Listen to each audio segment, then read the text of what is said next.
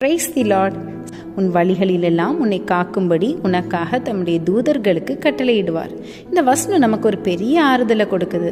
நாம் எங்கே போனாலும் எந்த சூழ்நிலையில் இருந்தாலும் தேவன் நம்மை கவனிக்கிறார், நம்முடைய பாதுகாப்பை அவர் பார்த்து கொள்கிறார் என்பதுதான் இதுக்கு அர்த்தம். சில நேரம் நமக்கு தெரியாமலேயே தேவன் நம்மை ஆபத்திலிருந்து காப்பாற்றி இருக்கலாம். நம்ம அதை அதிர்ஷ்டம்னு கூட நினைப்போம். ஆனால் அதுக்கு பின்னுக்கு நீங்கள் பார்த்தீங்கன்னா தேவனுடைய பாதுகாப்பு இருக்குது.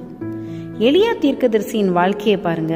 அவர் மிகவும் சோர்ந்து பயந்து வனாந்திரத்தில் தனியாக இருக்கிறாரு.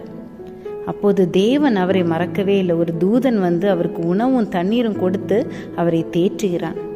எலியா தனியாக இருப்பதாக நினைச்சிருக்கலாம். ஆனால் உண்மையில தேவனுடைய கண்கள் அவர் மேல் இருந்தது. அவருடைய தேவையை தேவன் சரியான நேரத்தில் சந்தித்தார். அதே மாதிரி தாங்க நம்ம வாழ்க்கையிலையும் நான் தனியாக இருக்கேன், என்ன யாருமே கவனிக்கலை அப்படின்னு நம்ம நினைக்கிற சூழ்நிலைகள் நிறைய வந்திருக்கலாம்.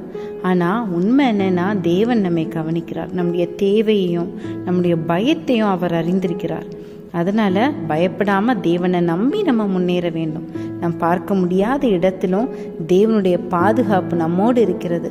நாம் புரிந்து கொள்ள முடியாத சூழ்நிலைகளிலையும் தேவன் நம்மை கவனித்து கொண்டிருக்கிறார்.